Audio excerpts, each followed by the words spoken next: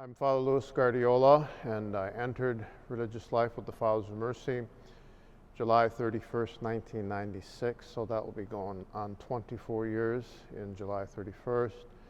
I was a high school religion teacher for 21 years before that. Also, I taught at the catechesis in parishes, and also I studied 7 years under Father Hardin, so I had a very good solid foundation before I came to the Fathers of Mercy. Well, I was very athletic in high school, and in college I was a competitive Olympic style weightlifter from age 16 to 41. I sustained an injury at 41, so I started slowing down and then getting ready for religious life, and then high school, grade school, baseball, basketball, football, the usual things, track. When did you first recognize your call to the priesthood? It was the spring of 1965. I was 12 years of age. I just turned 12. I was in the 6th grade, public school, and at that time they used to bus us, believe it or not, from the public schools to our parishes, the CCD classes, and I was taught by the Sisters of St. Joseph, and they asked us to do a book report, and so on a good Catholic book. So I went to my mother and I said, "Mom, there's so many good Catholic books. How can I choose one?" She pulled the drawer out and she gave me the Imitation of Christ. I read the Imitation of Christ, and from that moment on I knew that I had a vocation, I had the call. When did you learn about the Fathers of Mercy, and what attracted you to this community? Okay, in the 7 years I mentioned earlier, I studied with Father John Hardin, which would have been 1989 to 1996, from ages 36 to 43.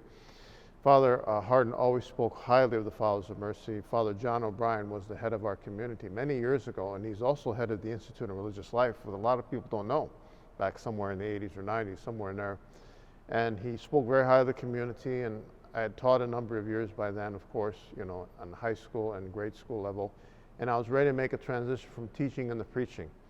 So the orthodoxy, and of course, and the wonder, the Fathers of Mercy would advertise preaching Orthodox parish missions since 1808, and that was very unusual in the 80s and early 90s. So that attracted me, and I went here in 1995 while I was recovering from my leg injury from weightlifting, and I knew that immediately within 10 minutes this was the community, because I was ready to make the transition from teaching into preaching.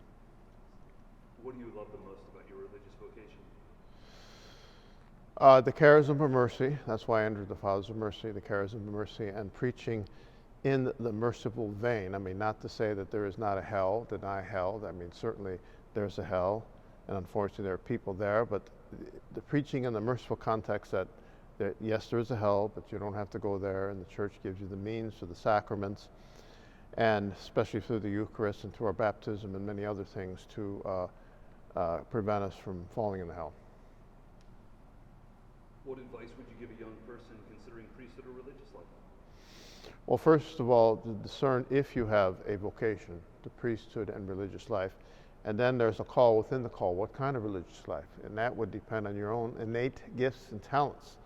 So if you're very articulate, you're a good teacher, you might want to look into either teaching or preaching kind of a religious life and priesthood. If you like to stay in one area and group and be like a father figure, a spiritual father, of course that's what a priest is, to a group of people, you become a diocesan priest. But if religious, it's a very prayerful, much more prayerful kind of priesthood than would be in the diocesan, and also it's a prayer in the active apostolate. And there's another thing too: are you called to an active apostolate, or are you called to the strictly the praying on be a strict monastic order? So those are the kind of things you have to look at your personality, and I did that, and I went through that whole process myself in my formative years, in my late teens and early 20s.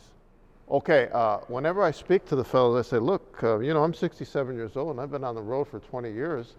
And if I was ordained at 48. If I was ordained 20, it'd probably be 40 years now. So you got to ask yourself, are you willing to spend 40, 50 years of your life until you're well into your 70s, maybe your 80s, or beyond, to preach? Do you have that love? Do you got that drive? Because really, the spirituality of Father's Mercy is a Pauline spirituality. You got to have the drive of St. Paul to go out and preach to all nations. And that's the essence of what we are. Not just what we do, but what we are.